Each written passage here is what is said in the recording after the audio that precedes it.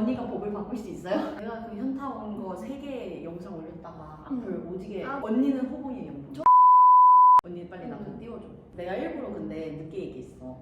질문을. 선생님 너무 생각할까봐?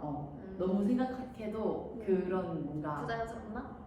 안녕하세요 여러분, 용미입니다. 오늘은 제 옆에 어떠한 아리따운 미모의 여성분이 앉아 계시는데요. 이분은 사회복지사로 지금 근무하고 계신 분이세요. 사실 제 영상 보면 사회복지로 들어오시는 분들이 꽤 많아가지고 아직까지도 저한테 사회복지에 대한 질문을 하시더라고요. 근데 제가 그 질문에 대한 대답을 하기가 좀 어려운 상황이라서 사회복지사가 아니잖아요. 현직 사회복지사분을 모셨습니다. 간단하게 자기소개를 한번 해주시면 좋을 것 같고, 혹시 소리가 잘 안 들리더라도 많은 양해 부탁드리고 자막을 최대한 열심히 달아볼게요. 안녕하세요. 저는 4년제 사회복지학과 졸업하고 지금 5년차, 6년차 정도 일하고 있는 사회복지사입니다. 이름은 얘기 안 해도 되죠? 예, 이름은 얘기 안 하셔도 되고 혹시라도 신상이 노출될까 싶어서 제가 모자이크 처리를 했어요. 음성 변조까지 하면야 좋겠지만 제가 그러한 기술이 없기 때문에 알아서 변조해서 얘기해주세요. 알아서 변조해볼게요. 사회복지사가 되게 된 계기에 대해서 한번 얘기를 해주시면 좋을 것 같아요. 근데 사실 계기라고 할 만한 뭔가 특별한 일은 없었어요. 근데 제가 성향상 뭔가 이윤 창출보다는 좀 더 사회에 기여하는 일을 어렸을 때부터 하고 싶어 했던 것 같아요. 자연스럽게 사회복지사나 이런 쪽을 생각을 했었고, 대학교 갈 때는 보통 많이들 점수 맞춰 가잖아요. 그래서 그쵸. 점수 맞춰서 전혀 관련 없는 다른 문과대로 입학을 했고, 사회복지는 사실 복수 전공을 했습니다. 그러면 지금 이제 5, 6년 정도 사회복지사 하셨는데 네. 그 사회복지사 하시면서 장단점이 뭐가 있는지 한번 얘기를 해주시면 좋을 것 같아요. 좀 어려운 질문인데요. 아, 이게 네. 어려운가요? 어려워요. 왜냐면 이게 사회복지사도 되게 다양한 현장에서 근무를 하고, 진짜 현장에서 뭐 복지관 이런 데서 근무를 하시는 분들이 있는 반면에 공무원을 하시는 분들도 계시고, 그리고 저는 지금 공공기관에서 일을 하고 있거든요. 공공기관에서 일하는 사람들 혹은 뭐 기업 사회공헌 재단 이런 곳에서 일하는 사람들 되게 다양하기 때문에 각자 느끼는 장단점이 좀 다를 거라고 생각을 하는데, 일단 저는 첫 번째로 사회복지사로서 사회복지 그 분야에서 근무를 할 때 단점부터 얘기하게 되네요. 아, 그래요? 그렇게 고소득을 낼 수는 없다. 물론 가능할 수도 있겠죠. 하지만 다른 분야 뭐 IT 계열이라든지 뭐 공대 뭐 이런 데보다는 조금은 낮은 급여, 약간 상한선이 있는 것 같기는 해요. 나라에서 정해주는 그 급여 테이블도 있고 그러다 보니까 급여적으로 어려운 부분이 있을 수 있다라는 게 이제 한 가지 단점이고요. 아무래도 사람 상대하는 일이 많다 보니까 거기에서 피로도를 많이 느끼시는 분들은 조금 어려울 수 있어요. 민원이라든지 뭐 이런 거가 힘드신 분들, 이게 이제 사람에 따라서 뭐 단점이 될 수 있고 장점이 될 수 있는데 단점으로 느끼시는 분들도 계실 것 같아요. 두 가지가 다예요? 또 있을까? 되게 단점이 얼마 없네요. 그럼 장점을 한번 얘기해 주시겠어요?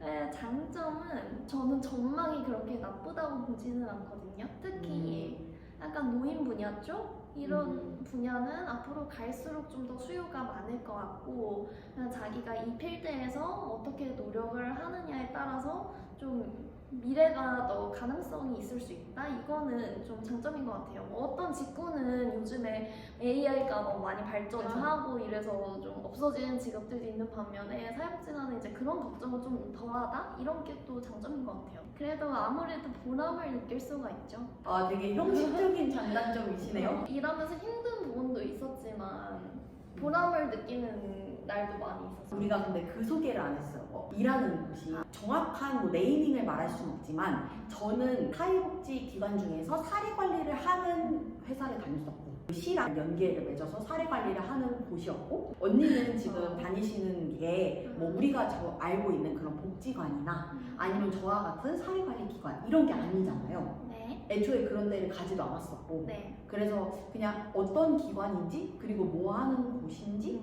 그냥 어떤 식으로 다녔었는지 공공기관에 대해서 좀 모르시는 분들을 네. 위해서 설명해 주시면 좋을 것 같아요. 일단 저는 복지부 산하의 공공기관을 다니고 있고, 일단 딱 정확한 명칭을 말씀드리기는 어렵지만 좀 장애인 관련한 복지 사업을 하는 공공기관에 다니고 있고요. 그냥 장애인 관련 정책 연구 같은 것도 하고 사업 같은 것도 하고 이제 주요 업무인 그런 공공기관에 다니고 있어요. 그럼 그런 곳은 장애인 분들이나 네. 이제 이런 이용객?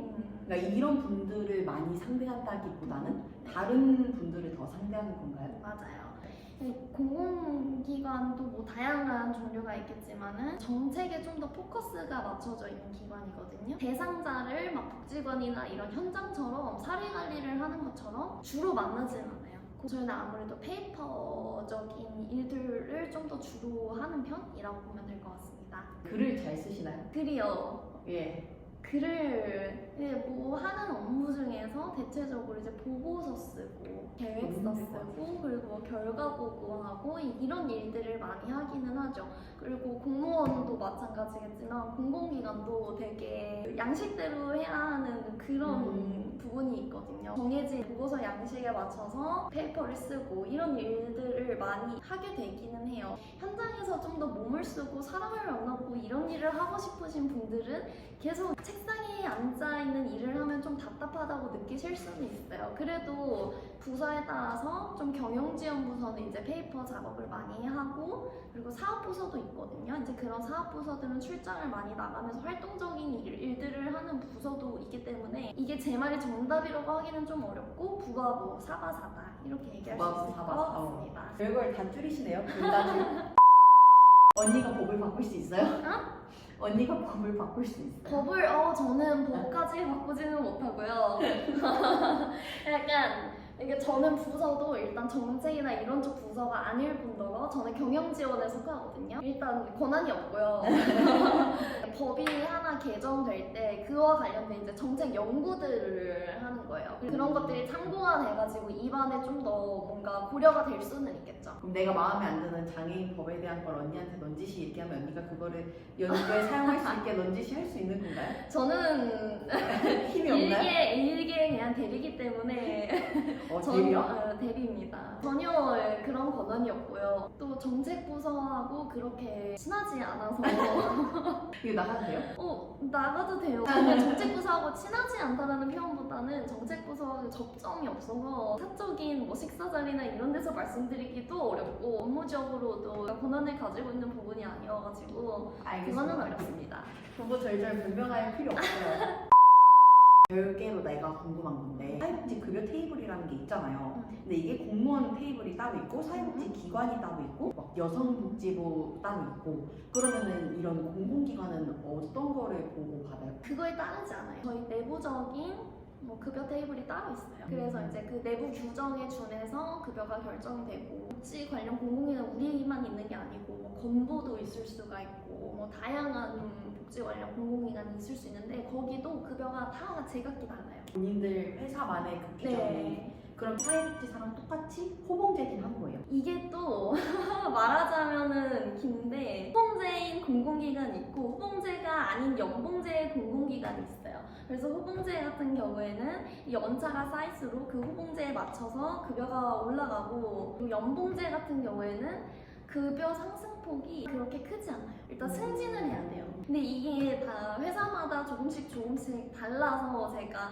이거는 100% 이렇다라고 말씀드리기는 어렵겠지만 일단 큰 갈래는 호봉제하고 연봉제가 주로 있고 호봉제는 이 연차가 쌓이면은 급여가 그 테이블에 맞춰서 오르고 언니는 호봉이에요, 연봉? 전 연봉제예요. 그래서 사실 호봉제는 모두 가고 싶습니다. 뭐 저희 회사 사람들이 보지는 않겠죠 이거를. 근데 다 같은 마음일 거예요 본다 하더라도. 그렇군요. 네. 아쉽네 약간 그 부분은. 그렇다면 이제 다시 본론으로 돌아와서 그러면 사회복지의 장단점 얘기할 때 장점에서 보람을 느낀다고 하셨는데 보람을 느꼈던 순간이 뭐가 있었는지 한 가지 정도만 얘기해 주실 수 있나요? 그러니까 저는 지금 회사에서는 행정 업무를 많이 하다 보니까 사실 대상자를 그렇게 만날 일이 많지는 않아요. 그래서 요즘에는 그렇게 보람을 느낄 일이 사실은 막 잘 없던 것 같아요. 이게 사회복지적으로 얘기했을 때 물론 제가 업무를 하면서 뭐 성과를 내서 보람을 내고 그럴 수는 있겠지만은 어쨌든 사회복지 이제 관련한 정보를 듣고 싶으신 분들이니까 그쪽으로 얘기를 해보자면 제가 이 공공기관 다니기 전에는 기업 사회보험재단에 다닌 적이 있어요. 근데 그때 보람을 느꼈던 것 같아요. 사실 지금 회사보다 사회복지적으로 보자면 갑작스럽게 위기를 맞이한 가정들에 우리가 지원금을 주는 그런 사업을 했었는데 신청이 들어오잖아요. 그러면 그 신청서를 보고 이 신청서의 내용과 그 사람이 실제 생활상이 일치하는가 그거를 확인하러 그 집에 방문을 하거든요. 그래서 방문을 해서 이렇게 인터뷰 같은 거를 진행을 하는데 너무 감사해 했어요. 근데 그분은 선정이 돼서 지원을 끼는 했는데 그 과정에서 저한테 너무 감사해하고 사실 근데 저는 진짜 사회초년생이었거든요. 특별하게 저의 역할이랄 게 없고 가서 이 신청서에 있는 내용과 그 사람의 실제 생활이 일치하는가 거짓말로 작성하지 않았는지 그런 거를 확인하는 그냥 절차에 불과했는데도 저한테 막 너무 잘해주시고 네, 고마워해주시고 그런 부분들이 사실 진짜 보람이 있었죠. 그리고 그렇게 지원받으시는 분들이 나중에 그 수기를 작성을 하시거든요. 근데 그렇게 수기를 작성을 하실 때 뭔가 제 얘기가 있다든지 그런 감사한 부분들을 이렇게 쭉 작성을 해주시면은 그런 거를 보고 이제 많이 보람을 느꼈던 것 같습니다. 너무 옛날 이야기네요. 문과가 약간 촉촉해진 것 같아요. 전혀 아닙니다. 알겠습니다. 그렇다면 반대로 하면서 진짜 내가 이거 왜 하지? 진짜 때려치고 싶다 이랬던 순간도 있으셨나요? 현타가 오는 순간? 내가 그 현타 온 거 3개 영상 올렸다가 악플 오지게 아 진짜요? 먹었거든요. 어떤 조직은 너무 사명감을 강요하는 조직들이 있어요. 우리가 봉사활동을 하는 게 아니고 사실 밥벌이를 하는 거잖아요. 어느 정도 뭐 이런 얘기해도 되나? 내가 일한 거에 대한 합당한 보수?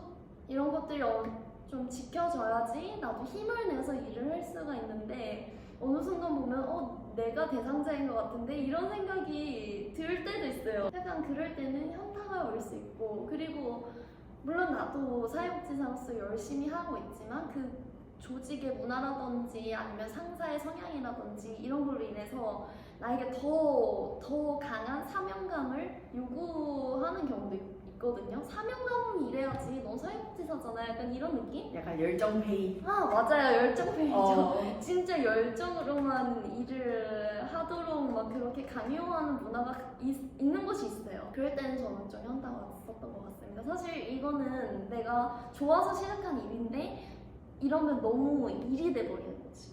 그래서 내가 좋아하던 일이 약간 싫어져.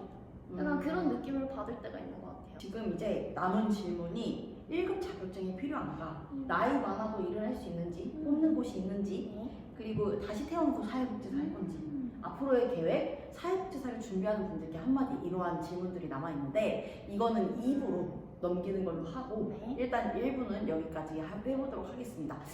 2부에서 돈 얘기를 했어야 되는데 그래요? 내가 너무 어그로 끄는 얘기를 좀 앞에 빨리 해버렸네. 그래서 다들 이탈하지 마시고 2부까지 제가 최대한 빨리 올리도록 할 테니까 2부까지 기다려주세요. 그러면 감사합니다. 안녕.